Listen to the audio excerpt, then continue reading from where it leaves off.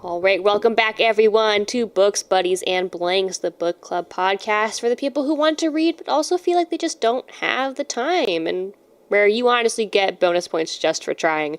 We're your hosts, Theresa. I'm Maggie, and on this episode of Books, Bunnies, and Rockin' and Rollin', the characters in the Odyssey are finally sort of setting sail.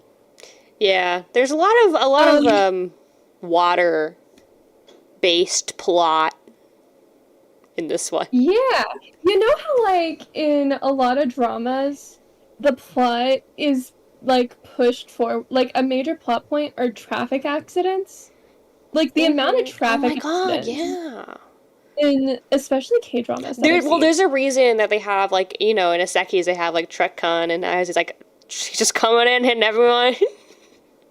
That's what he does. And then, but, like, it's, like, the same thing. But for the Odyssey, it's, like, the main mode of travel in this book is by boat. So, I mean, yeah. You know.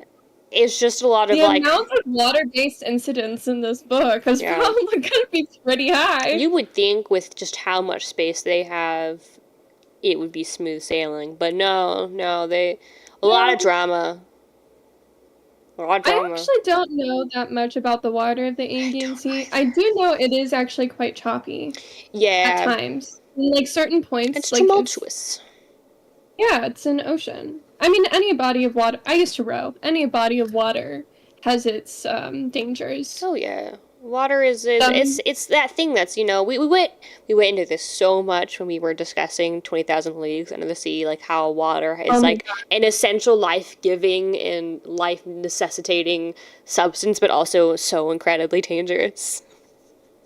Well, the ocean also had a mind of its own in 20,000 Leagues Under the Sea, and there were so many things that they had to work through. Which is really interesting. Like, it really does connect to, like, the Odyssey that we're reading now. Yeah, it does. And it's really fascinating to be able to make those parallels between, like, a classic story depicting, personifications of nature via the gods. But then in, like, 20,000 Leagues, you had Jules Verne quite literally personifying the ocean as having, intent and feeling of its own, which is really, really cool. And also making an essentially natural history survey. Yeah, he did do that. He was really cool at it. He's a smart guy. It's like one of the most calming books to read. Well, okay, that's no lie. There are certain points of that book that are definitely not calming. But the natural history survey part, where Jules Verne is basically just listing species of animals, probably that's like the best thing to listen to or read before you go to bed. It was so, like, in itself interesting, but also there were times when I was reading where I was like, and we're back to just listing things. Dude, I can't even tell you all the things that I don't even know all the things he listed. We should go back and just list them all. Just have, like, a Google Doc, or we just have a list of all the random things that he brought up. Oh my gosh, that'd be so funny. It would be a lot. Oh. But yeah, and that's part of the reason why we named this episode Rockin' and Rollin', is the waves be rockin' and rollin'. The waves be waving. They be smoothing along, for sure. They're rockin' and rollin', and they're rockin' and rollin' our main characters. Ooh, yeah, they are. But not at first. It first opens with a wedding feast. It does. So the end of book 3, Telemachus was hanging out with Nestor, and then Nestor sends him off to see Menelaus with one of his sons. What is his name? Pisistratus? Don't ask me. I just wrote in the parentheses, I have Telemachus as telemarketing, and then I have that guy as pastrami, because I couldn't figure out. I was like, I don't know. His name it's a lot. It's a little bit of a tongue twister. It's a lot. Pisistratus. Yeah, I don't know. I call him pastrami in my head. It's easier for me. Nestor's son. That dude. Yeah, that guy. So they get on their chariots and they go see Menelaus, and there's a wedding feast. He's got a double wedding happening for both of his kids. One daughter, and one daughter. son. Same father, different mothers. Yes. We're not going to comment on how Menelaus has side pieces. Well, okay. And yet went to war for his wife. That's something, because I'm not sure. Yeah, so language allow. I'm not up to date on language allowances, and I'm texting you. Wrote it out. Like, are we allowed to say that? Because it's technically not a side piece. Yeah, we can say that. Yeah, it's one of his slaves. Okay. So he had, which like makes it kind of worse.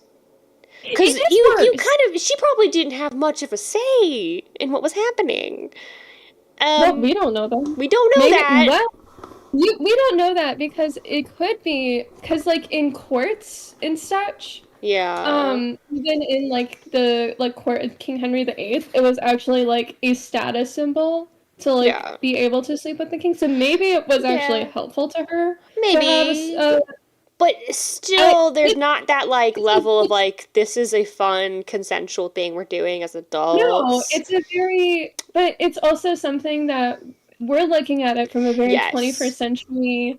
This is not consensual, like, to us, it would be, like, the most horrible thing to happen to us. And to us, that I think that's reasonable. Yeah. But, like, in ancient Greek times, the court system, the, like, like the harem system. Yeah, and then like, and even during and the sentiment towards like what happened was probably very different. Than how we do it now. No, I agree, and especially during this time period in Greece, it was very common to have lovers outside of your whoever's your legal spouse. I mean. Yeah, and since it's this person's technically his property, I don't think it legally counted. No, it didn't. It didn't. And again, this was very common. It doesn't take away the ickiness of it, the fact that like he just got back from saving his wife from Paris, had a whole 10-year war, and then we're told also he had a bunch of other kids with other women. It doesn't say. Wait, where are you? What line specific? I need line specifics. 1, 2, 3,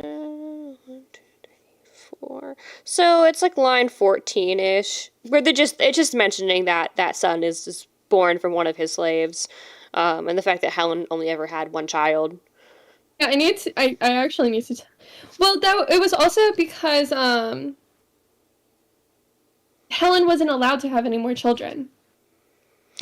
I mean, and if the that is quite an interpretation. Because I mean, it says that Helen. Okay, here's the thing: Helen only had the daughter. Yeah, and Menelaus needed his line to continue. So this was actually an extremely necessary thing because otherwise, his line would die out. His kingdom would go to a different person. No, I get it. It's still icky. I still don't like it. Yeah, but I'm saying there were very logical reasons why this was a thing. I know. It wasn't necessarily, especially to them, it wasn't actually a bad thing. To us, it is. It's just, it kind of takes the oomph away after we spent the entirety of the Iliad being like, look at this man. He loves his wife. He's spending all this time in this war getting her back. And then it's also like, oh yeah, by the way, though, he did sleep with other women. It was one other person. That we know of. Pretty sure. Especially for this time period, I wouldn't be shocked if he also had random male lovers on the side. Okay, throughout this entirety of the book that we actually see Menelaus and Helen, he still loves his wife. No, he is very much like, this is my wife and I love her. Respect. No one loves their wife as much as Odysseus, though. We'll get back to him. But yeah, so he's got other kids. At least one other kid. Oh, and I do think it's funny that they share a wedding. Yeah. Oh my god. It's the Princess Bride. I'll always come for you. Yeah, so sweet. As you wish. Oh, Um, yeah. but I do think it's It's funny a that one. Menelaus's son and daughter have to do like a double wedding. I don't think they have to. It's probably more of like a fun thing for them, like woo, or like maybe they're just like, well, my son's I'm getting not married, and also actually I guess also my daughter's getting okay. married. Let's just tack her Here's onto the this. But here's the thing.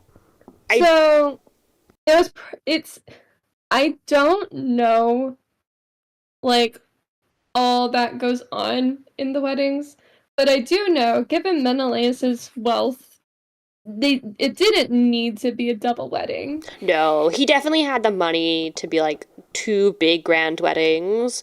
But I mean, it's a daughter, and he Well, probably so doesn't it's care all that mentioned. much. Oh gosh, where is it mentioned? I have it underlined. Blah, blah, blah, blah, blah. I have a side note here because my older sister's birthday is the day after mine.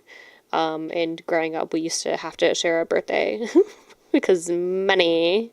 So I'm like, yeah, I get having to like share important events with your sibling. I relate. It can be stressful. So much later. Where I know I underlined it somewhere. You know, I really should tab my book, but I don't like tabbing. I don't either. It's I can't it's explain it. It's it's so helpful. it's too It much was visual just clutter so for me. it's so extremely helpful. And you know, Yeah. in terms of like you know, talking to you and being able to refer to something and Mhm. flip directly to the thing I'm referring to That would without be having to search. awfully convenient. Oh my god. Um, but I know I underlined this. Where is it? It has to do with how rich Menelaus is. Oh my god, yeah. Yeah, yeah. Is it when telemarketing and pastrami are talking to each other?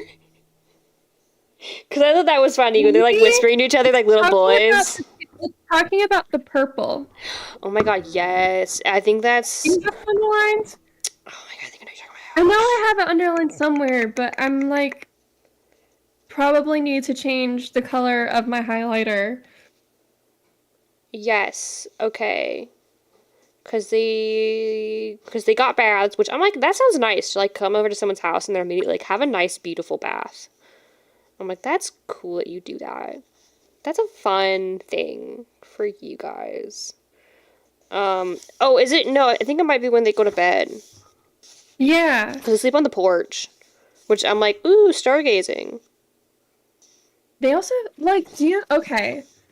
We actually had great weather today We in the Midwest, did. We but did.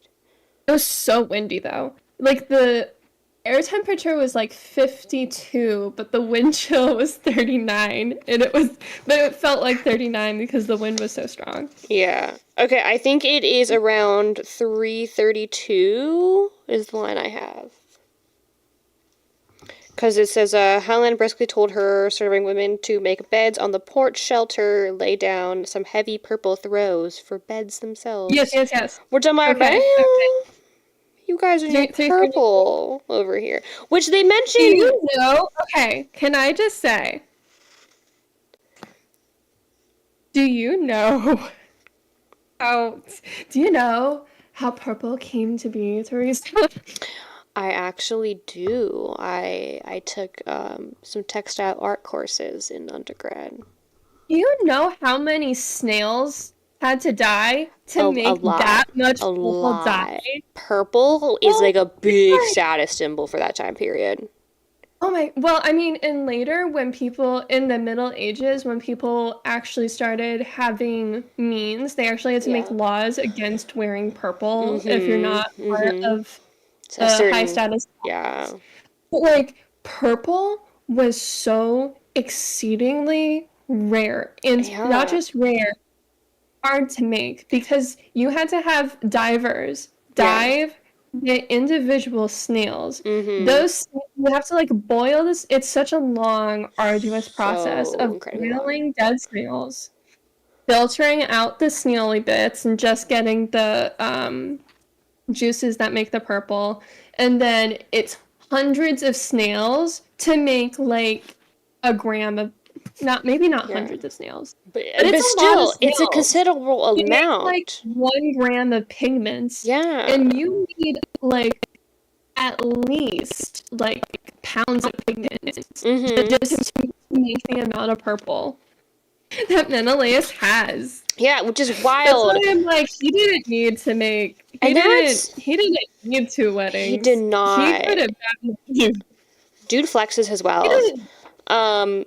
Which that's like actually a really brilliant segue into what I wanted to talk about next was this the whole theme about hospitality, because when telemarketing and his new buddy roll up quite literally on Menelaus, one of his attendants like first they was like, hey, we're really busy, we got a wedding going on, do you want me to like just tell them to go to like the next house over where like they might have time to be like good hosts?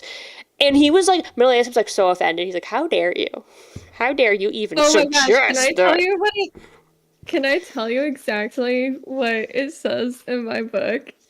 It says, you were no idiot before. Yeah. But here you are talking like a child of 10. Yes, oh, I love mine. Never a fool before, Antinous. Son of Bothus, now I see you're babbling like a child. I was like, I don't have son of. Yeah. I just have that. It's still so funny though. I just wrote, he would never.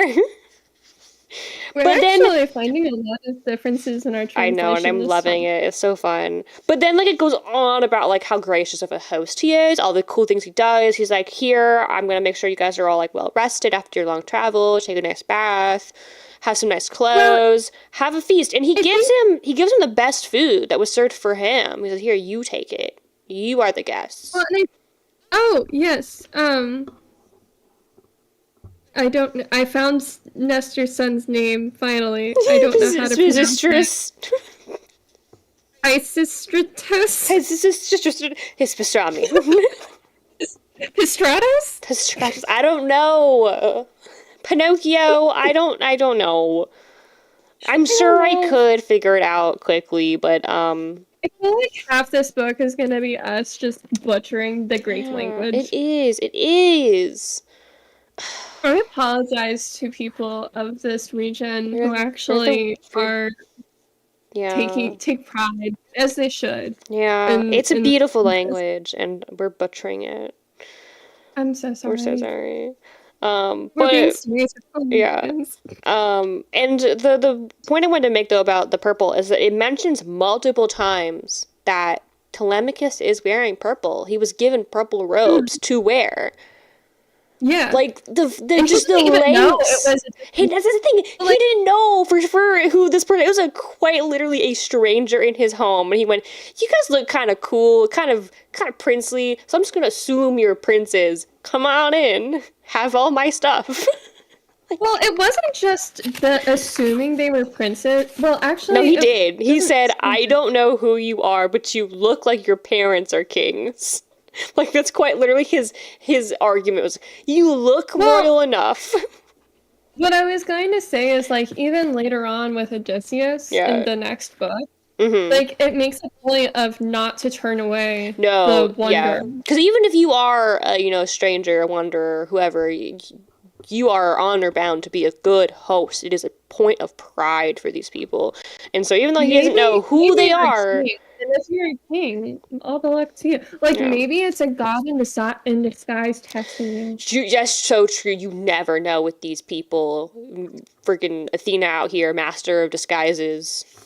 You never know. Mentors. You don't know. You treat everyone like they could be a secret god. That was actually or fae in disguise. That was actually super funny.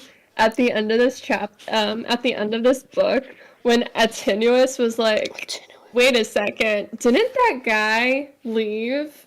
I could have sworn I saw him a couple days ago. Yeah. That was funny. We'll get to that. Speaking of disguises, there is a lot of animal. Well, okay. We'll get to There's that. only 2 animal disguises mentioned in this book. Very druid But, like, core. the amount of animal disguises that I know are coming. Yeah.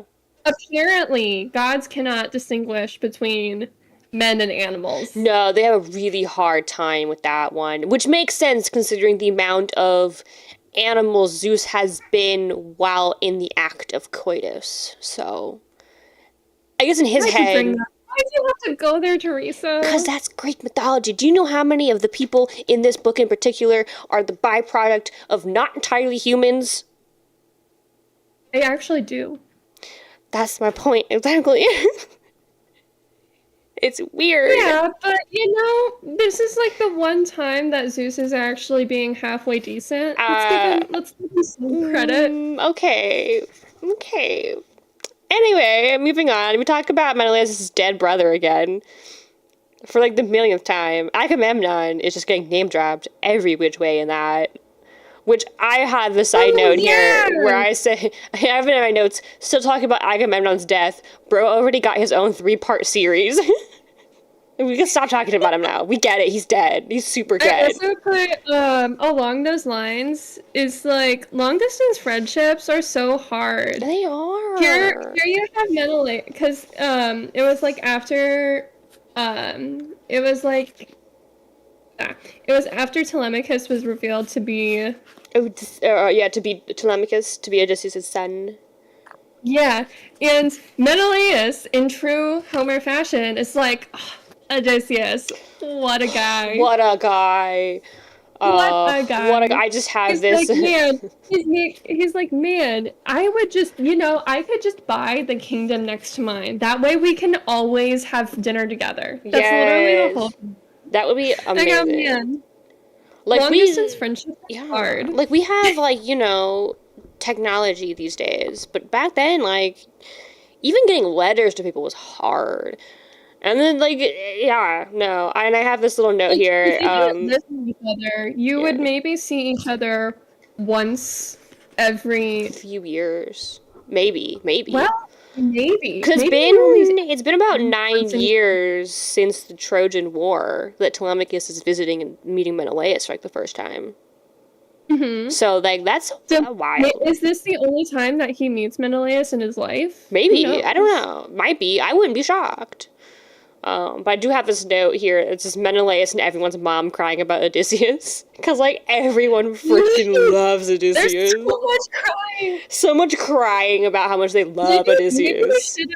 Maybe we should have done Books, Buddies, and Weeping. Books, Buddies, and... the amount of crying. Sad, sad babies. Really, every other page is and then they wept. Tears streaming down their face. I'm like, hey guys, see gentlemen? True men, true kings. True men cry. It all out.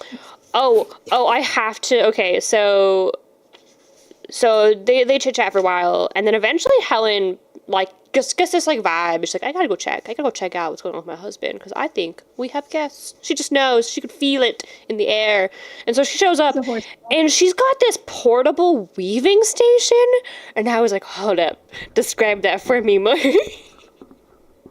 I think it's so cool. She's got a golden staff and the silver basket rimmed and hammered gold with wheels to run on. Yeah, which was a gift from the king of Thebes' wife. So she gifted that to Helen. And I'm like, that's such a cool gift.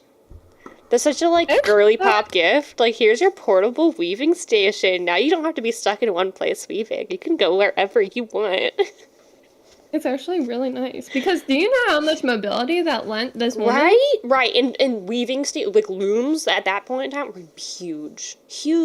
Oh my god! Unwieldy things. That was a cool gift. So she could go out and help with the hosting, and entertaining, and be social while also getting her weaving done, which is apparently, according to Homer, the only thing women ever do.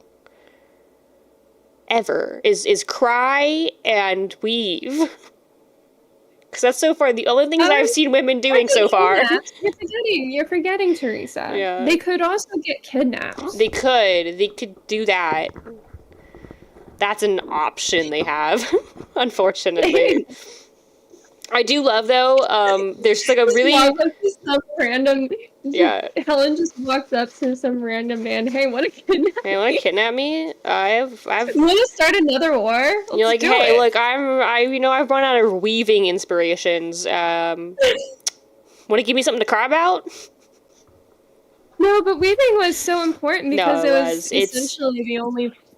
Well, especially the arts, a lot of the arts were one of the only expressions, freedom of expression, that one. Yeah, plus, like, they need shrouds and clothing. Like, that's a really important part of, well, being a person and culture and all that. So, like, it was an essential thing they did. It's just funny that that's, like, every time they, like, introduce a woman, like, and she was weaving, and then something happens and then she goes back to weaving.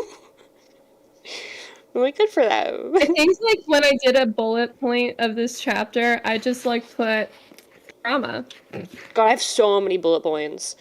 But I loved, there was a point where Telemachus and Pisistratus, like, just sort of, like, huddle together, like, and giggling like little boys. They're like, oh my god, it's so cool here. Like, this guy's so rich. I know. Like, it's so rich. I'm like, you guys are besties. Which, like, these guys met each other. They met each other days ago for the first time. And now they're already like, they're besties. I love it. Which, gosh, real quick, I don't know what your translation says, but the way that Telemachus greets him is so funny to me. It says, look, it's, I have line 79. He leans in, close to Nestor's son, and spoke low to the prince so no one could hear. Look, Pisistratus, joy of my heart, my friend, the sheen of bronze, and then he goes on, and I'm like, I wish we could just call that, I wish men did that more to their friends, like, hey, bestie, my bro, light of my life, okay, let's have a great time. Mine says, Telemachus could not keep still, but whispered, his head bent close so others might not hear. My dear friends, can you believe your eyes, the murmuring hall? How luminous it is with bronze, gold, amber, silver, and ivory. This is the way the court of Zeus must be, inside upon Olympus. What a wonder. And then Menelaus is like, nope, not like Zeus. No. Don't compare me to the gods. I just got out of one war. I'm good. Dude. Which, like, smart move. Smart move. He's like, you're young and you're dumb. You're young and you're dumb. Stop that. But I like joy of my heart. So sweet. Bromance. Oh, that's a bromance. These two bromance. So funny. Pisistratus? I think I'm gonna go with that. I have no idea if that's correct, but I'm just gonna commit to Pisistratus. Pisistratus. That sounds right. That sounds better than pastrami. Sounds more accurate. Sounds Greeky. You know, Greek-like. Yeah. And then Menelaus talks more about Odysseus, and everyone cries more. Well, even Helen's crying. Even Helen's like that rugged man, Odysseus. That hot piece of meat that saved me. No, I'm like, dude, Helen, chill. Your husband's right there. They really, again, that's why I said Menelaus and everyone's mom loves Odysseus. Like, he's, like, the guy. Like, he's New York Times Man of the Year, but for, like, every year for the past 20 years. Oh my gosh.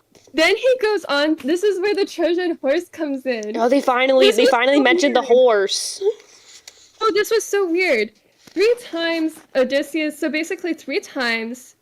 walked around it, patting it everywhere, and called by name the flower of our fighters, making her voice sound like their wives calling. Yeah, that was Helen. What? That was Helen. So Helen... Yeah, this is Menelaus. No, he's talking, but he's talking about Helen. Yeah. No, this is... Yeah, no, because so the way the story goes, so... Yeah, no, okay. Odysseus goes into Troy dressed as a beggar, which I think is so cool, because that kind of foreshadows how he'll arrive back in Ithaca later. But he comes in as a beggar in disguise. So right. Right? Uh-huh. Yeah. Really cool foreshadowing because he likes to do that. He likes Really to cool pretend to be a foreshadowing. beggar. So he comes in Well, and and it he also goes to show that you always welcome the you wanderer. always welcome to wander, even if it You is always quite welcome the wanderer. literally going to kill you. You have Mm-hmm. to for the plot. But he goes and he finds Helen. She recognizes him, and then she's like, "I won't tell anyone though. Like, I won't tell anyone in Troy that you're Odysseus and you're, here to take me back and kill everybody. And in return, tell me what your plan is." And so he does. He tells her the little the horse plan, right? And God, then I they do can't the believe. horse plan, right? And they're in the horse. Okay. They've been taken Oh into no. Troy, Yes. and Okay. then And then yeah. I and don't for then whatever reason. Okay. Here's the forever. reason why I was like, for whatever reason, my mind was like the horse was still outside the gates. It wasn't Mm, yet inside the gates. My placement of the horse was a bit okay, off. no, that's fair. I found this whole description of the Is that a situation whole? confusing, but yeah. And then they say that Is that a whole? The Trojan horse is something that like still boggles like it is it's a given. technical marvel. I'm like, how? They they built a hollow horse. Yeah, they made a Like, did they horse. not have people on the wall watching them build this hollow Well, horse? I think it was like really far away. Like they did it back at their encampment, right? And they rolled it in, and then they're like, "This is a peace Yes. offering." Remember, we It did was that on a whole plane. funeral thing. Yeah, but it was also like on a plane. Yeah, I don't know. I actually have no idea the okay, we've mentioned this before. Our distances are way off. Our geography is Our like spatial reasoning is so bad. it is. It's so And bad. right now, like because I'm thinking of like a battle plane, I'm thinking like Lord of the Rings style, Mm, like army on two sides kind of battle plane, and like you can kind of see the people approaching and like yeah, see, kind of get an idea yeah. of what they're doing. I But like think. if it's Well, a plane, yeah. okay, but like in the Midwest, when you have we're flat. We are It is flat. flat. You can see if there aren't any trees, which in the country, when there's so much agriculture, there's not a lot. Mm-hmm. It's flat. Or Kansas, even. I've driven through Kansas, beautiful state, Kansas. and it's just complete. You could see for you can literally see for miles. So like that's the kind of plane I'm picturing. So like even if like they're 10 miles away, you can even see. Mm-hmm. It's like I don't know.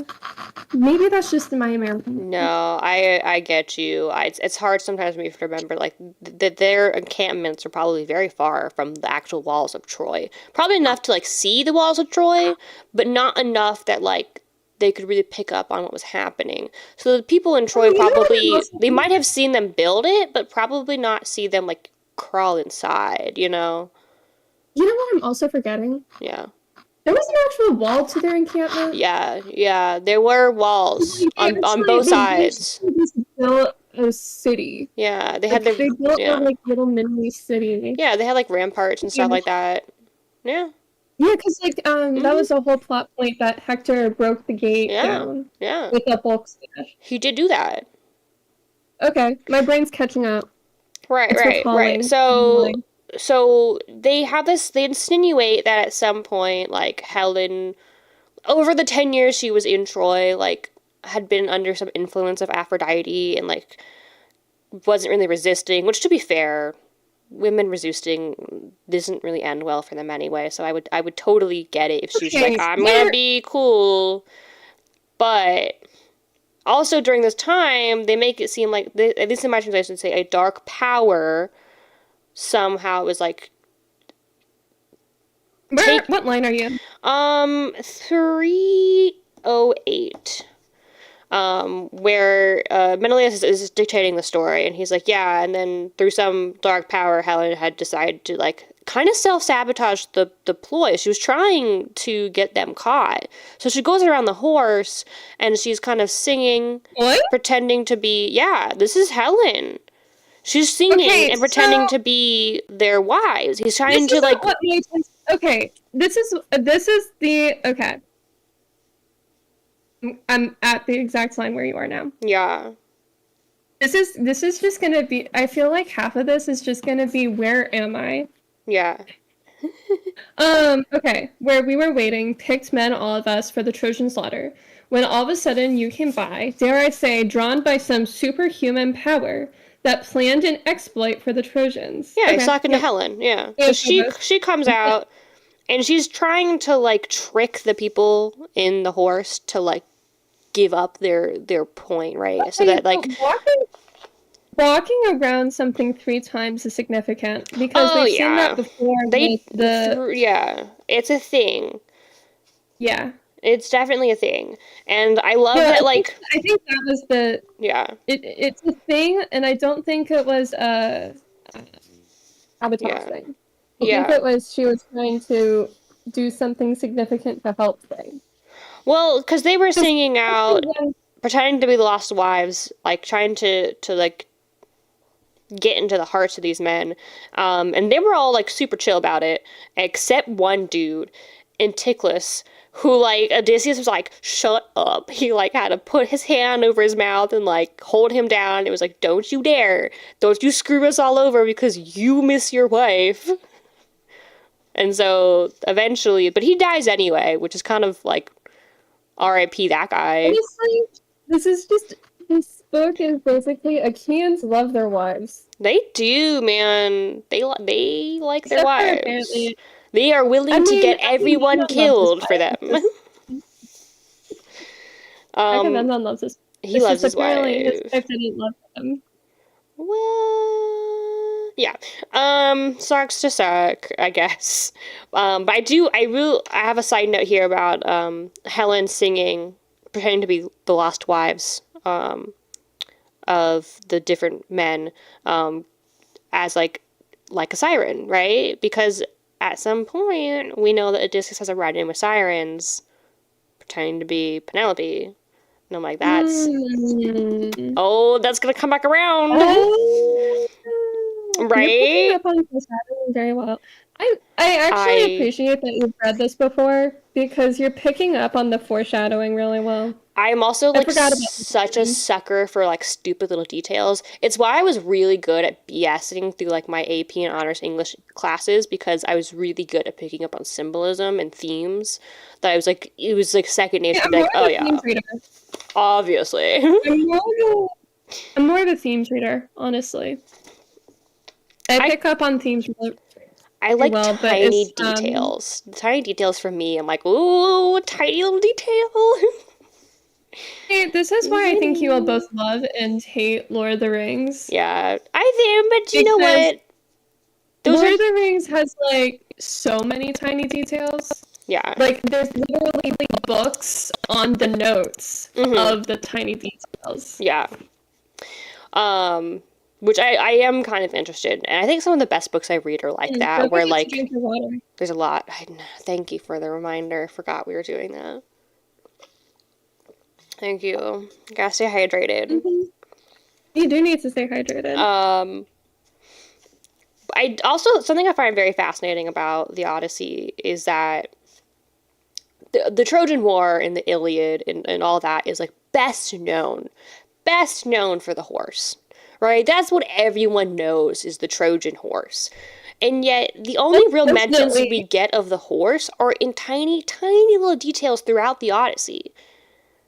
Like, we just get tiny snippets of the horse. The horse isn't even an important part of any of this.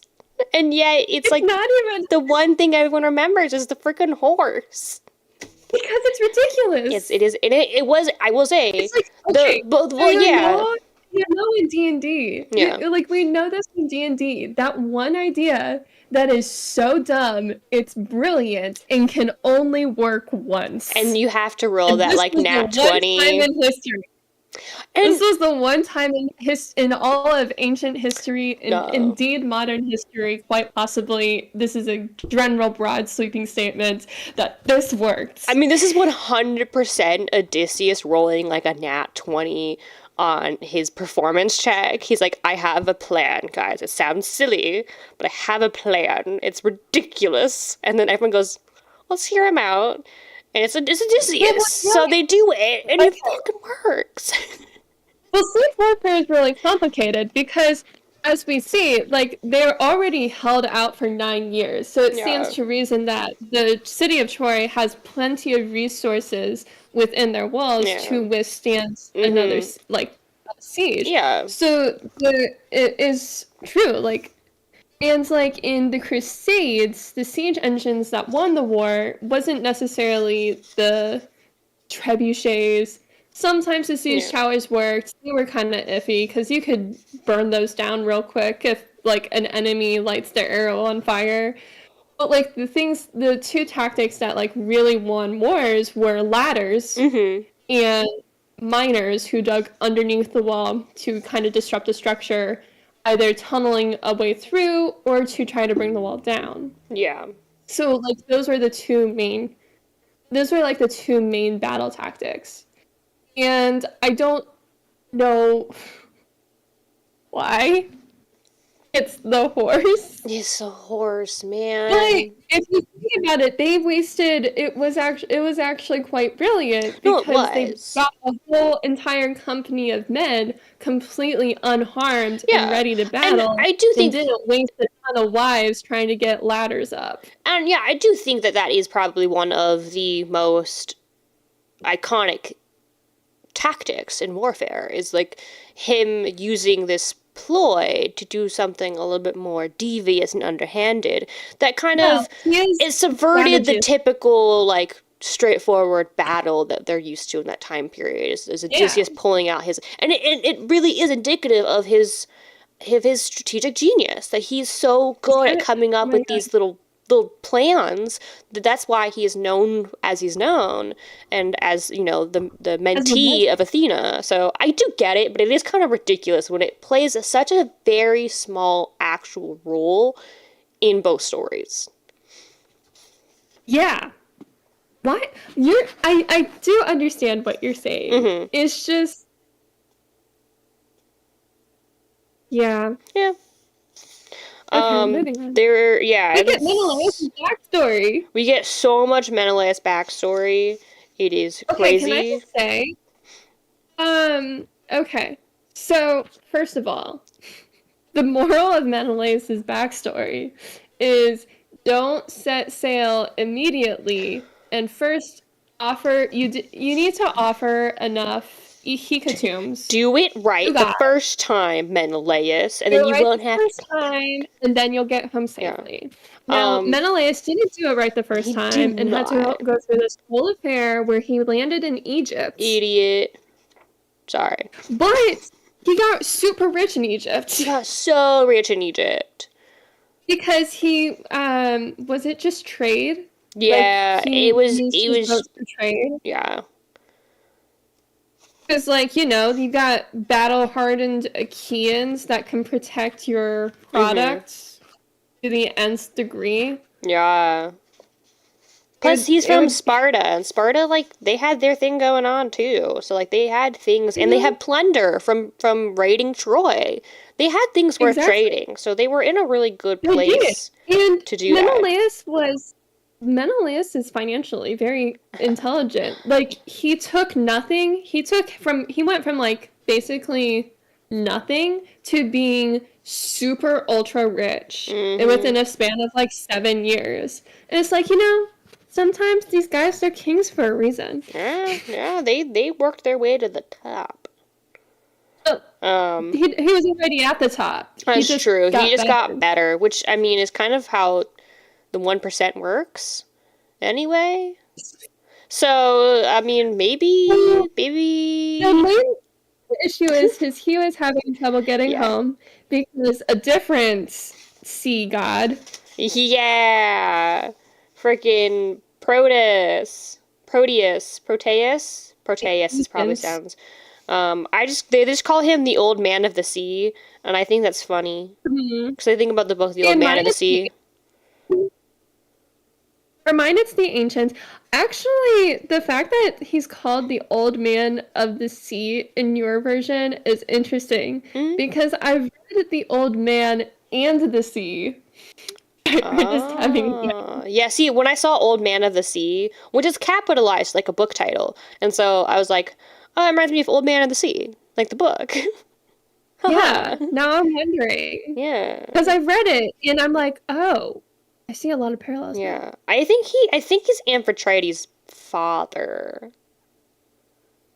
Could be Who's the wrong. sea nymph that helped him? Well, yeah, no, he is the father of that sea nymph, which is Idothea, who she is sassy and I love her. She's pretty Okay. okay. I think another moral of this story is follow the gosh darn instructions. If you Do follow the what gosh the darn gods tell instructions, you. Fine. everything's gonna be fine. Maybe someone will throw a fit, but for the most part, you're gonna be fine. Just follow the instructions. Honestly. We're gonna see what happens when you don't follow the instructions. Menelaus Yes. didn't initially follow the instructions, but then he did follow the instructions and got, captured the ancients by disguising himself as Okay, Flipper's first seal. off, the descriptions they give in my translation, they quite literally just call him like like a shepherd with his flock, because he's like a shepherd of seals, which, He come on, that's is. kind of It's the same cute. in my version. Also, they called flippered seals brine children in my Oh, version. oh, that's so sweet. We just I call them know. pups Too in bad they're mine. dead. I'm Too like, bad they're weird. I'm They're like, dang, sweet. he seems like a good like seal dad, because he's like every day he'll come in, he'll count them, make sure they're all okay, and then he'll go to bed. And I'm like, aw, he cares Mm-hmm. about his seals. Also, there is a parallel because in Menelaus' case, it's Eidothea, daughter of Proteus, Yeah, is a sea nymph, and then in Odysseus' case, it's another nymph yeah, a lot of nymphs, a lot of nymphs, you know. who was the daughter of Poseidon who helped Yeah, him. yeah, yeah. Which is like valid. I will. Yeah, Side note. I just thought it was an interesting parallel because it was how both of them got out of the um situation they were in with the sea gods not wanting them letting them go anywhere. Yeah, it's always the sea gods. I do. It's always the So matters that get you out. yeah, I love how Idothea like introduces herself and like the first thing she does is like, "Hi, what's up? Oh, you want to know why you can't go home? How about you beat up my dad?" Like it's such a weird, just like, "Oh, I can't answer your question, but if you ambush my father and beat it out of him, maybe." Maybe. And I just have like Operation Ambush My Dad in the margins. Because she's so quick to like, okay, let me tell you how to beat up my father. You didn't ask for this, but I'm giving you the information. Well, it's not beating up her No, father, it's it's like detaining her father. it was tackling him and holding him against his will until he speaks to you. Yeah. Kind of messed up. And he does Yeah. though. He eventually is like, fine, fine. Also, they describe the seal in the cave as very, very smelly. Like horridly smelly. Have you seen seals in real life, I Teresa? have not, and I like to keep it that way because Okay. I got very disillusioned by penguins because penguins are so freaking cute on paper, but then the second I get near them, I'm like, you disgust me. Disgust me. How dare you? Penguins are still cute. Penguins are so cute, but they smell terrible. Okay, so Absolutely terrible. seals, you can smell them Yeah. like a solid 100 meters Which away. makes sense. I believe that. I buy that. Almost They any sea seem like creature they would can be smelly. smell it. They are. I do think it's funny that it's even mentioned in the Odyssey how much seals smell Yeah, they're like, though. look, we cannot let this pass. We need everyone to know. Oh my gosh. So if it's a real seal and not a sea lion, there's a difference. Uh-huh, mhm. Seals are like seals are kind of like they're spotted, they're super blubbery. So Yeah. like sea lions have a more defined shape and they're kind of like longer, more silky, Mhm. elegant. Mhm. Like harbor seals are like so fat and Yeah. round. And when they move on land, it's harder for them than sea lions, and it's called galumping. Like Oh, galumping. glump, I glump, need to send glump. you I need to send you a video of Oh, you this. must. Harbor That's galumping. important. It's so cute. I say so. Side note, as you're doing that, so like the whole plan is like he's got these seals. He counts them every night. He's like a shepherd of seals.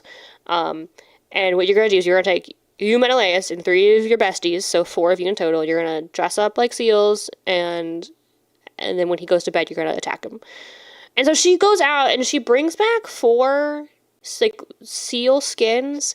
And here's my question: if this man is truly counting these seals every night, he would notice four new seals, which means she went out and she killed four of his seals and said, here, wear their skin and cosplay as the seals.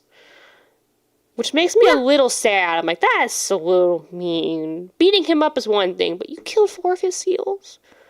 Those were his babies. I mean, you're also technically one of his children, but come on. The seals. They're like your stepsisters and brothers. In a weird way. Wow. I feel like this is like how I would describe my dog in me. Yeah.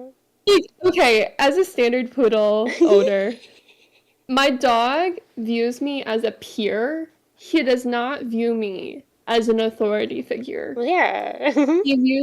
He truly views me as a peer. I think my cats truly view me as like a mother. They do come to me when they No, have problems. And I'm like, oh my no, god. not my dog. He does not view me as a parent or an authority figure of any kind. He views me as a peer. He That's doesn't listen to me all hilarious. the time. He listens to my parents. That Oh is my gosh. Okay, so hilarious. flipping forward by a lot because, eventually, Oh, real quick, um, yeah, they tackle him, and he does a bunch of animal transformations, and I just have a note that says Druid Core, because his immediate response to being attacked is, I need to go through every animal I know. Maybe one will work.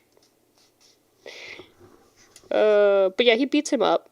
okay, so flipping forward to a lot, it was, I think Menelaus is still speaking. He's talks a lot this chapter. He's a Oh, professional no, no, no, yapper. he is. Okay, so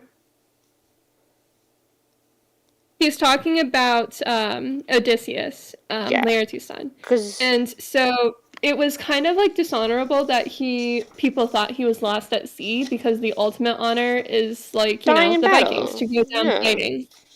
go down You further. should die in battle. And Yeah, that's what you want. That's the best way out. well, anyways, so oh, he's asking like the information, and Yeah, it's like talking about how Odysseus is caught in Calypso's thrall. yeah. That means it's not up to him now. As to your own destiny, Prince Menelaus, you shall not die in the blue grassland of Argos. Nope. Rather, the gods intend for you for Elysium. Yeah, In Elysium is where snowfall is never known. yeah. Neither long frost of winter nor torrential pain. Torrential pain. Yeah. Uh-huh. Rain. I meant rain. But only, Yeah. So like only he's the yeah. only the mild lulling airs from ocean, Yeah. bearing refreshment for the souls of men.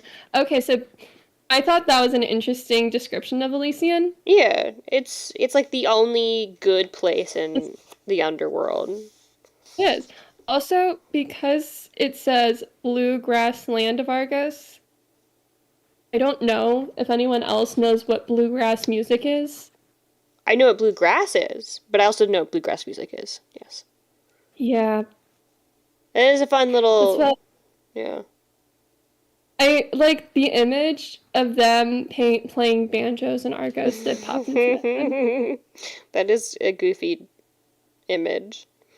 It's so Um, it's so goofy. Okay, next day. wait. Menelaus. Side note, they talk about Agamemnon being dead again. They talk about him being dead like a Girl, we lot. gotta get moving. They gotta get over him. He's dead.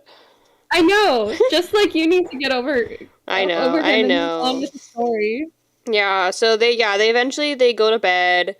Um, Get up. He's offering them help. yeah, he's like, "Hey, have these horses. This is a good gift to give you. Horses. We like horses I here. thought It's Sparta." Well, what I thought was really interesting is Yeah. that Telemachus very kindly basically gifts them back. Like, he couldn't return. I have a note on our note. I just have a Telemachus in the art of respectfully declining gifts, because that was such a very smooth and like kind way to be like, "Hey, I appreciate it. Like, I really really appreciate your gift, but like it's not gonna be truly appreciated if I take it. So I'm gonna leave him here with you." Well, it was okay. That's not everything. I mean, it is though. Because he's like, No, there's no because- point taking these horses. We don't have anywhere for horses in Ithaca. Yes, but he gifts them back. Yes. That's the main thing. Yes. He didn't refuse the gift. No, he said, "No, you keep them here. I would like you to have them." And then, Menelaus returns with, "Okay, well then I'll give you a better practical gift." And so he gives him a gift that he got from someone else. And I just have this note that says this: the Greeks love regifting. Like, they regift things all the time. Like, I got this thing from someone else, apparently. and I'm giving it to you now. And they make it sound like it's a respectful thing. Like, I got this really cool gift from Hephaestus, but I'm giving it to you now. You're welcome. Well, it's also really interesting to see how different the area is. Mm-hmm. Because Ithaca's a pretty small island. It is. And But, it's like, if you look where Sparta is, it's like the one flat space Yeah. between a couple of small mountain ranges. yeah, it's big. So It's it's big very horse large territory because they can have horses there. So they raise and breed a lot of horses in Sparta. Yeah, but like But Ithaca's not horse number- country. It's too rocky. I know, but if you look, I'm looking at the map, and there's so many spaces, like so many possibilities for different ecosystems and biodiversity. Yes, Because there's so biodiversity. many like different like spots of Mhm. plain, tons of mountains. In like California, there's so many like different mountain ranges, and it's like you can totally see why one species of lizard is endemic to this like one mountain.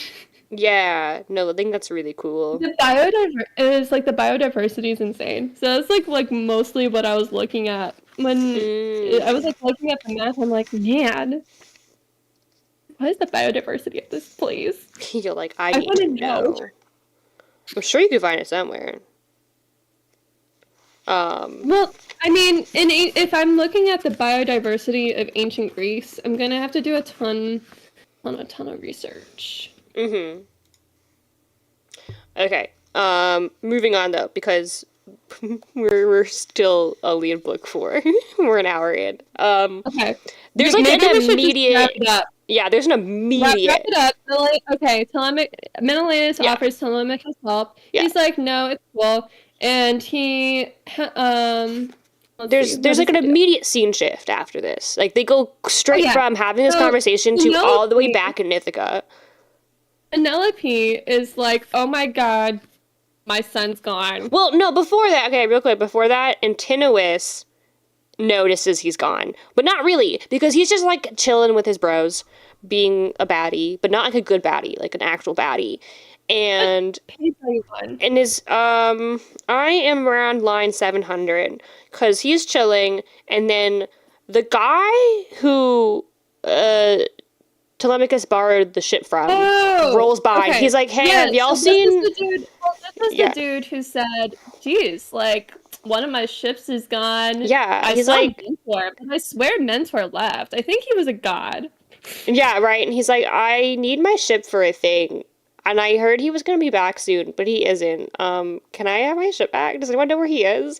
And that's when they find out that Telemachus has been gone for a couple of days. He's like, we thought he was, like, here.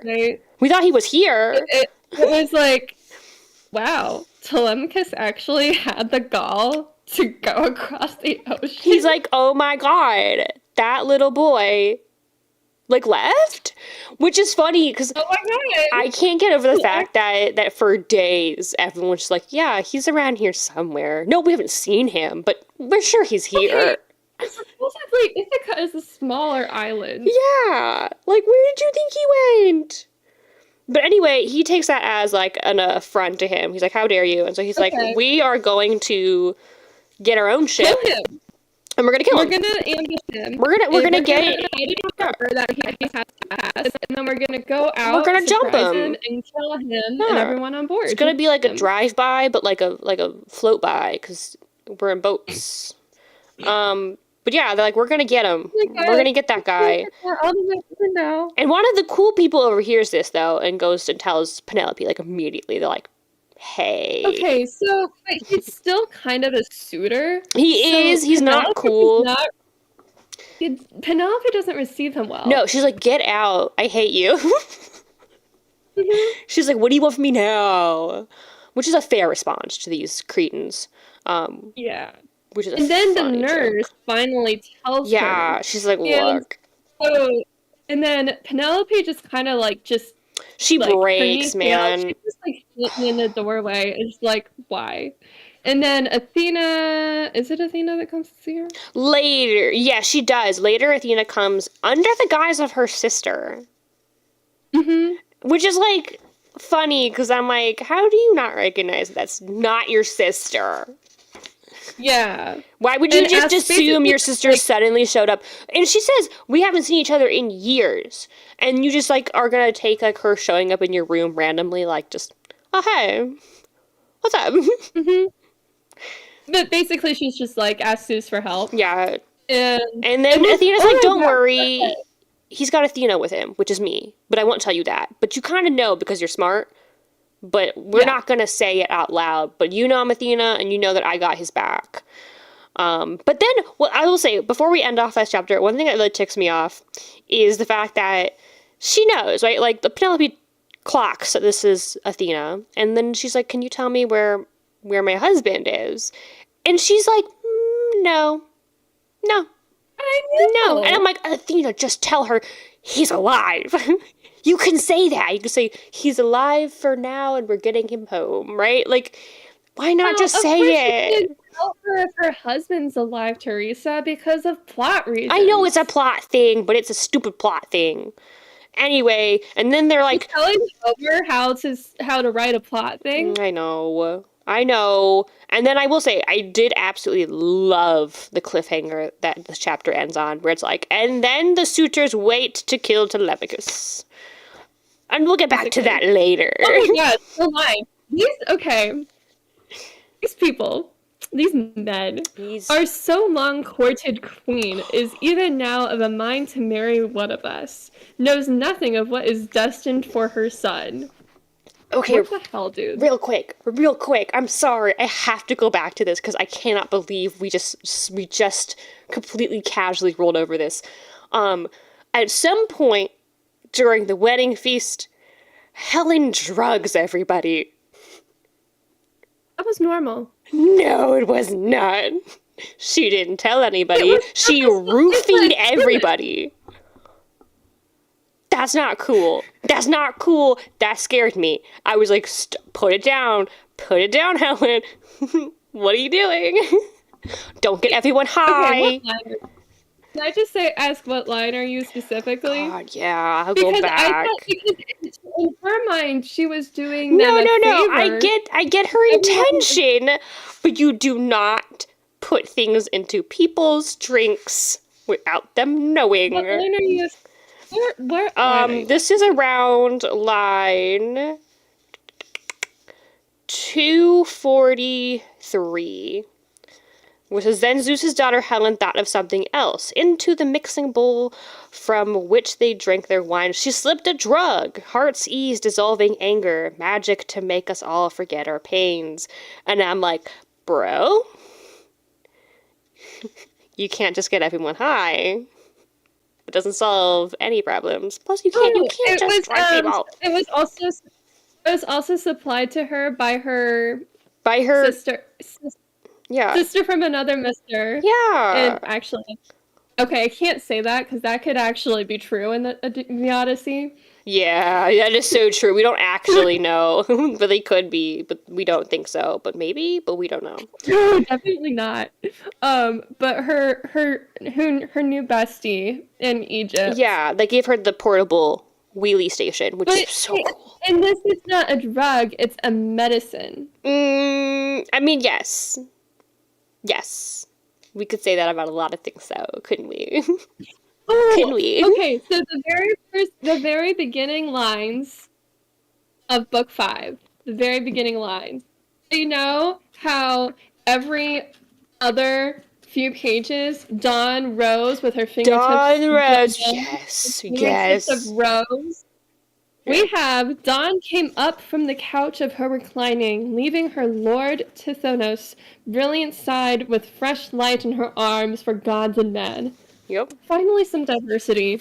Yeah, right. Let's switch it up a little bit, keep everyone on their toes. That's all. I just couldn't not move on from the fact that she drugged everybody. Even if it was a good outcome, come on. We're about to move on to Calypso, who drugged Odysseus for 7 years. That's what I'm saying, though. I just wanted to make sure we were on the same page that, like, you know, even if it's a baddie, and a good baddie like Helen, you can't just drug people. Theresa, I am part of the 21st century. Drugging people is wrong. I know. I just wanted to make it clear. Super illegal. It's also very illegal. Even if you're a queen. Now. Well, anyway, you're right. You're right. Could you imagine the scandal if, like, a member of royalty in this day and age got caught drugging someone? Oh my god. It would be the scandal of the century. Really? All right, we can move on to book 5 now. I just wanted a side note on that. We can go. I just point out, girl. Yeah? Girly? What's up? Moving on. We need to move on. For real? Book 5? Too long. All right. I know. That was a big chapter, though. All right? It was a big one. A lot happened. Now, we got some diversity with Dawn coming up, reclining from her couch, instead of Dawn with her fingertips of rose. Hermes is apparently the favorite son of Zeus. Yeah. And also, can I just say, a lot of wizard imagery. A lot of wizard. Yeah. Like, wizard imagery, you know, like the staff, the wands, the whole thing. The wings on their shoes. It makes more sense. It makes so much more sense now. It does. It does. Like, Hermes has a wand. Real quick, I just at the beginning of this chapter I just have meanwhile ... because I love the abrupt cut from, and so the suitors are waiting to kill Telemachus. Anyway, meanwhile, back to Odysseus. Meanwhile, we have Odysseus basically. Right. Okay, so finally Zeus sends Hermes to go to Calypso and be like, girl, it's time. Girl, come on. You gotta let him go. But I do love that when Athena, like, goes to Zeus for the first time, she's like, hey, so, Dad, here's the situation. I want Calypso to let him go. And I think Zeus's response is kind of funny, because he kind of just like, bro, why are you asking me? Why are you bothering me with this problem? You do it. You're strong enough. Just handle your own problems. Don't come bug me. And then she's like, yeah, okay, but here's why I need your help. And then he sends Hermes, and Hermes gets shit done. which, like, Hermes has a really funny response to Calypso as well, which is like, I like, because I'm like, okay, you're definitely your father's son. Because one, when he finds Calypso, she's weaving. That's what they do, weaving, and the whole hospitality thing. She takes him in. She's like, awesome, you're here. I know you. You're a god. I'm a goddess. We're on the same page. We share one brain cell, as they all do. They bounce a brain cell around the pantheon, I swear. And then she's like, what are you doing here? What's up? And he quite literally is like, did you come to visit me? Like, all the way out here on this rinky-dink island? And he's like, babe, I'm not here and would never be here of my own volition. I'm here because I was forced to be here. And I'm like, Hermes, you're so unbothered. And I love it. But it was definitely like a very valid I am Zeus's son response. So much sass. I don't know where you are. I'm sorry.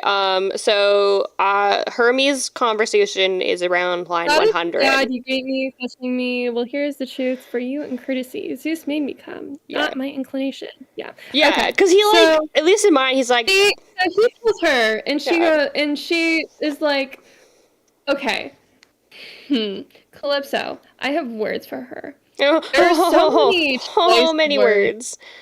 There are so many choice words for this vile woman. Yeah.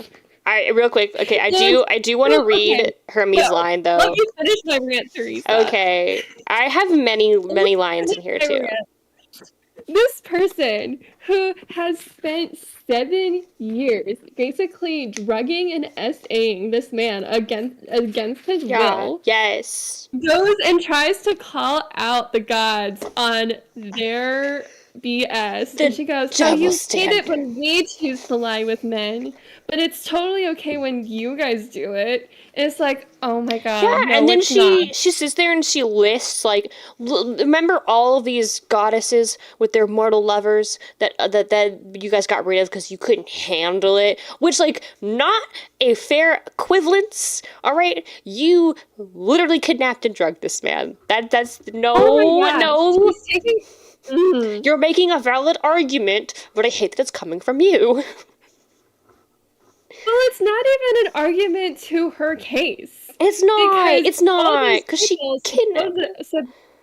All those people supposedly were doing that of their own free will. They were.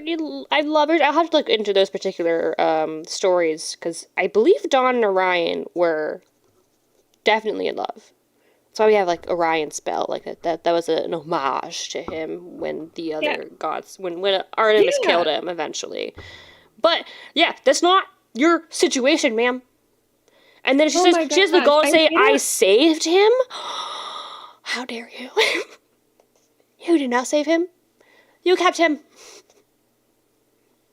That's how that works. He's literally, like, considering wanting. He literally, when she offers the choice of, this is how she offers him the choice. She's like, you could stay here with me. Odysseus, okay, let me start from the beginning. Odysseus is kind of comes awake from the drug. Well, yeah, because they say that staring out at the ocean, depressed. But that's his day. That's his day. Every night he goes to bed with her because of the drugs. And then every day he spends it just crying for 7 years. Looking out to him. And it's like, okay, the way she presents the choice to him, she goes, well, you can spend an immortal life with me, or you can face certain death on the ocean. And he's like, yep. Death in the ocean. Death in the ocean. Like, no question about it. Death in the ocean. And she's like, damn, okay, fine. And she helps him build a raft. And she just, but what I love, though, is that he's like, I don't trust you. I got one bit. because she's like, here's the bit. Hermes said I have to let you go, so I'm gonna let you go. And he's like, this is a trick. This is a trick. I don't trust you. And then he's like, you have to swear to me. You have to swear to me that you are not gonna mess with me after this. And she does. And I guess that's like the one cool thing she does the entire time is say, I swear on the river Styx, I'm done. I will let you go. I will not stop you, and I won't mess with you after this. I will let you go. But then she's also kind of like, but build your own raft, you loser. Bye. And she just leaves him to build his own raft. She gives him an axe. And I will say she did weave him a sail. Mm-hmm. Because women and they're weaving. They're weaving. They'll always be weaving. Always be weaving. These women. That's an important job. It's got to be on a shirt somewhere. Always be weaving. And then she has, I will say, I hate that she has the gall to be like, why would you want to go back to your wife? And I'm like, Penelope is like 10 times hotter than you'll ever be. Well, what I thought was actually really interesting is when the description of building the raft, because it goes through all the different types of trees that like go into it. This like goes through the tall pine trees. They have to lay dead and seasoned so that they can float. And then they have like the mast, and then they use strands of willow to bring things together. I thought that was actually really it was very fascinating. And that it took him 4 days to build it, and he left on the 5th day. Which is impressive. He's a single man. Real quick, I do like the translation that describes the relationship between Odysseus and Calypso, because it is so sad and so real. But he'd sleep with her in the Arkan cave. He had no choice. Unwilling lovers alongside lover all too willing. I was like, that's so poetic. Unwilling lover alongside lover all too willing. I also think what's impressive is that he sets out on this rink-and-dink raft and just immediately knows where he is. He's like, all right, got it. And he sails for 17 days. Just vibing until Poseidon's spidey senses start tingling. It lists all the star clusters that he had. It tells him how. He's a sailor. He knows what he's doing. This is an important part of these poems. It tells you how to do things. Yeah, stars are important. Y'all gotta study the stars. Shipmaking is important. Shipmaking is also important. No, very important. All very important. Yeah, Poseidon cannot let things go. No, he's like, I'm coming back home from chilling with the Ethiopians. And then his, like, spidey senses start tingling. And he's like, y'all just let him go. You'll just let him go behind my back while I was away. I'm like, yeah, that's exactly what they did. I think that the diversity of culture represented in this is actually, like, because we think of, like, the Odyssey and the Iliad as, like, just ancient Greek. As, like, a conglomerate. Yeah. Like, just Greek people. But, like, there's so many different peoples, not just within that group, this, like, geographic region. There's so many different kingdoms and different peoples. But, like, it goes to, like, Ethiopia, it goes to Egypt. Like, there's so many different people that are actually present at this time. No, it's so and cool. Have a part in the story. Yeah, and to be fair, like, Egypt is a big player in a lot of old Greek myth, as well as Ethiopia. And Egypt's Phaeacia. been there forever. Yeah, we know Egypt. But yeah, so Poseidon's like, yeah. But Odysseus is like well on his way home now, right? He knows where he's going. He's chill. And then Poseidon's like, we cannot have that. No.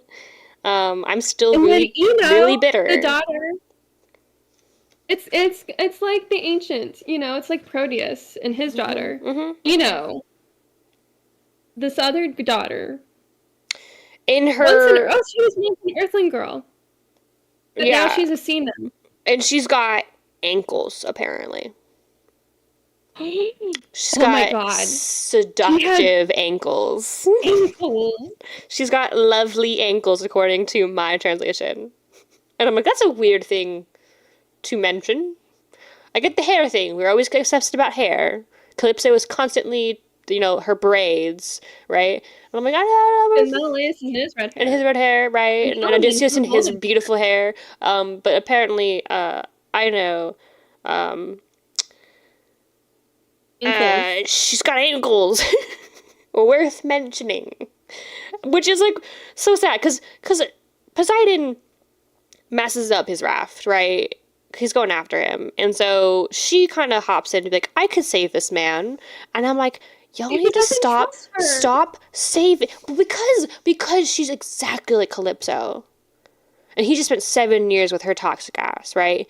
And so she's coming in with the same exact attitude. Like, oh, this poor sweet man, I could fix him. I could bring him to my home and be in love, I guess. Hey, she doesn't bring him to her No, home. but that's what she's wanting to do, right? Like she wants to What line are you?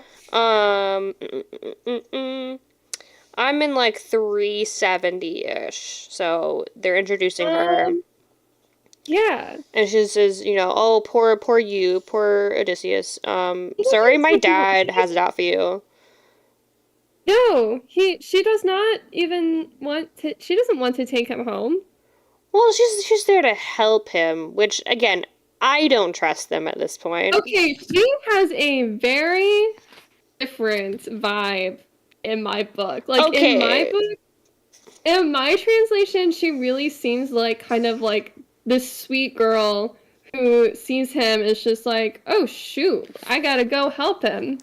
Yeah. And yours is much like you're giving off a different vibe than I mean, getting. she's definitely here to help. Like, I'm not gonna say that's not what she's doing, but I have to say, I 100% get Odysseus' response, which is, oh my god, not another goddess trying to kidnap me. Like, I feel like your translation is portraying her of, like, so much more of a, seductressy. I mean, Then what those I'm getting. ankles, Maggie. Those ankles. And mine is just slim-legged, lovely, or once an earthling girl, now is a seniorid. Yeah. Like, that was it. Like, I didn't get ankles. She looked fine. I don't know, man. I mean, she's immediately like, oh my god, poor you. My dad's trying to kill you, which sucks, and I don't want him to. And you're a smart guy, so take off your clothes.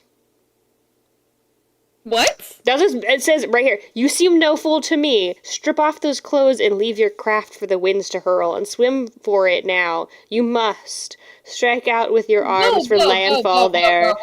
Whoa. Yeah, no. No. We have different translations. I don't think I think that's her actual, like, if you just take off your clothes and just swim, he won't notice you, right? I get that, but it sounds so weird. Okay. And then she gives him a scarf. Okay. No, Theresa. Mm-hmm. You seem clear-headed still. Do what I tell you. Shed the cloak. Let the gale take your craft and swim for it. Swim hard. Upon Scaria yonder. Yeah. Okay, you have you're making it seem so much worse. Like what she's saying is so much worse. Okay, but I think what's important is that I am also kind of coming at this from the lens of Odysseus, again, who just got away from two different goddesses that were trying to keep him captive. Right, first Circe, then Calypso, who succeeded, and now here's a third goddess who is like, trust me and do what I say. Circe wasn't mentioned. Circe wasn't mentioned. Not yet. She's later. But again. Okay, but you can't say coming from two goddesses. Okay, let's say, fine. He just came from a 7-year containment with a crazy lady. And another crazy lady is telling him to take his clothes off. Stop being mad at me. I'm not saying anything against you. I'm just saying I don't think you're portraying Ino in the same light, and your translation is portraying her in the same light as mine is. No, I mean, I think she's coming off very casual. You're getting very incensed over something that I'm agreeing with you on. Yeah. All I'm saying is I get Odysseus' response, which is, hell no. I do not like or trust you. He's more confused. He thinks it's a ruse. He does, which I get. I too. For some god's pleasure. I too would think this is a ruse. And the more he gets pounded by the waves. The more he's like, all right, maybe I should do that thing you said. maybe that's a good idea now. And so he takes off his clothes and he takes the scarf from Eno. He only takes off his cloak. Okay, in my translation it says he strips away his clothes. Okay, from a survival standpoint, you don't actually want to take off all your clothing in the ocean because you could actually, like, it affects your body temperature. Like, the cloak, I get. The clothes, you actually want to keep those on. It's fair, but he is depicted for, like, not the rest of the story, but for most of the story here on forth as just having, like, a scarf around his waist. He is naked. He just has a scarf from a goddess. Which is a cool scarf. Okay, he is not... So, one thing I thought was important about the scarf. First of all, the scarf kind of makes him immortal. It does. It's cool. He cannot come to harm. But, notice, he actually followed instructions. In 2 days after he is adrift swimming, many times awaiting death, he finally arrives on the island of Scheria? Yes. Scheria? Which is... Scheria? Yeah. I imagine Scheria is not as scary as it sounds. Yeah, probably not. It's Phaeacian, which is really close to Greece. Big area. Where's... I actually can't find it on my map. Let me see if I can find it on my map. Believe it is up the coast.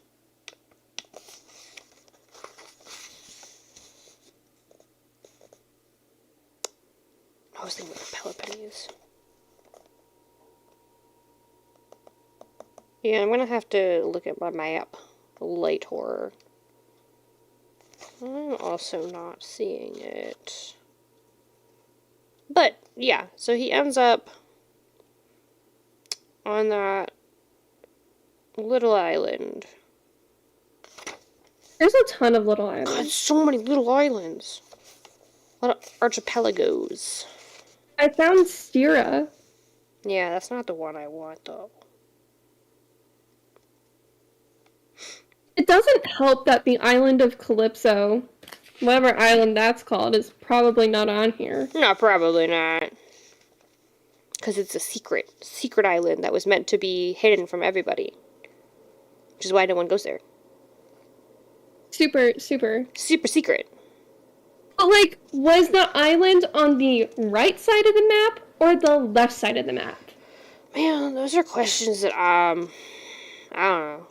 I don't know the answers to. I'm inclined to think it's on the right side of the map, because I believe the island of Lesbos comes into play at some point. Oh, it definitely does. Okay, so it's probably somewhere on the right side of the map. Probably. Anyway, or maybe right side off the map.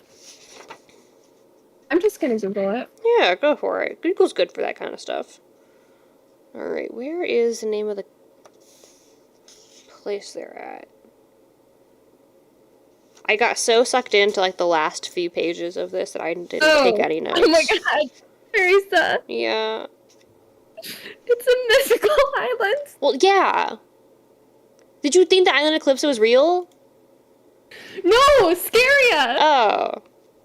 It's the island we're trying to find. Oh, well, that makes sense. That makes sense. It's a mythical island. Oh, man. That's why it's not on the map.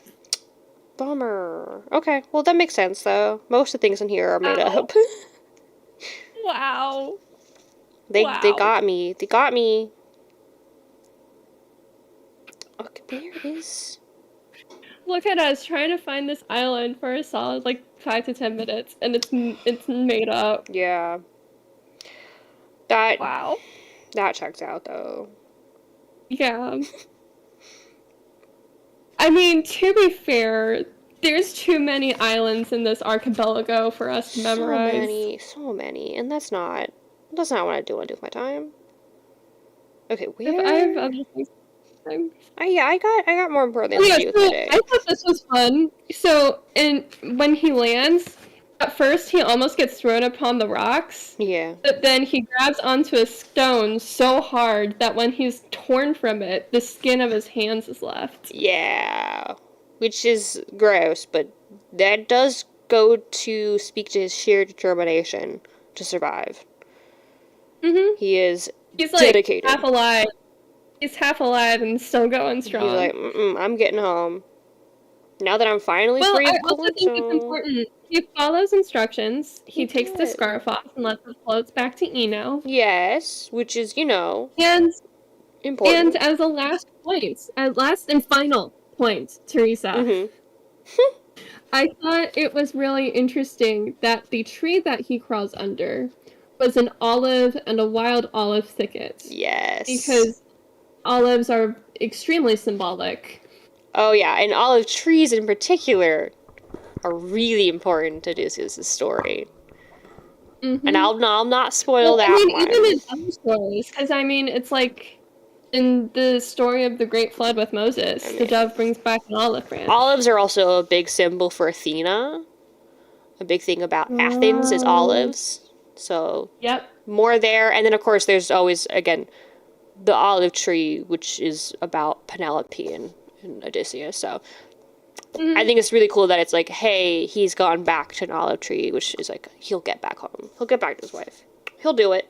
Yeah, but it's also like a symbol of peace. Yeah, that too. Just like allowing him that like, it's a very moment. universal. It's like one of those universal symbols. Yeah, the dove with the olive branch. I mean, that's the reason why olive branch is like a term for like a treaty. Yeah. Or, No. Wow, this was very long. This was very long. This is only 50. Are we sure we want to do 75 pages? This was only 50 pages. Maybe we stick with 50 because we're also professional yappers. No. But we need to move through the book. We do. And I think we're allowed. I think what we could do with that 50 is like allow ourselves to go up to 75. So like if we don't Actually, I have the perfect section Mm-hmm. to like, because it goes from page. So we ended on page. Well, okay, in my book. Mm-hmm. In my book, we ended on page 108. Yeah. And the page for the next section, the closest page to the 75 and the closest page to the 50 page limit is page 162. So, I think we'll be fine. Oh, so we want We're to do basically reading. So, books 6, 7, and 8? and 9. You want to include 9? Yeah. Okay. 7, 8, 9. And then we'll end before book 10. Okay. Because it's actually those books 7 and 8 are actually really short. Yeah. They are, yeah. Yeah, we could do that, which is good, because I really wanted to read the one with Polyphemus, because I do love... That's such a good story. It's another good staple of the Odyssey is the Cyclops. Alright. Yeah. Oh my gosh. Okay. We need to end. I'll tell you after. We do. We can discuss it after. Okay. Alright, so we're doing books... This one, I promise to read... I promise I'll read this closer to when we actually record, because I read this, and then it's been a few days since we talked. Fair. Which is why there was so much, where are we? Where are we? Where are you? Okay, I don't remember this. And also tabbing. Maybe tabbing is going to be a thing for me now. You should do tabbing. Maybe I'll like tab and then take the tabs out, because I don't like having books with tabs in them. Fair enough. Yeah, I'll probably try to read this closer to when we actually talk, because otherwise it's gonna be a half hour of me asking where we are. Because, like, in my brain, I know the story, and in my brain, I can see where I am, but then in the actual book, I don't know where you are. Yeah, and since we have different translations, I totally get that. Well, We it's are not little... just that. It's not just the different translations. It's just like the movie in my brain isn't always yeah. like the geographical location of the book. Yeah. Which I also get, though, because the actual chronological order of this story is very out of order. Oh, I'm not just talking... I'm not talking about the chronological order. I know. All right. I'm just talking generally. Fair enough. Okay. All right, so we are reading 3 through 9. 7 through 9. 7 through 9. Ending before book 10. All right. Well, And we will see you in 2 weeks. Friday the 14th. Yep. 3 days before St. Patrick's Day. Oh, yeah. Which I'm Irish, so I celebrate that. I mean, I don't really drink anymore, so I don't do much to celebrate. It's not just about drinking, I know. Theresa. It's about celebrating our Irish heritage. What do you want me to do? Eat potatoes? I already do that. You know, Potatoes. It's more the spirits of the day than anything else. I suppose. I do like wearing green. I do that a lot. All right, well then we'll wrap this up, and we'll see you guys next time. All right, happy reading. Is it happy? It will be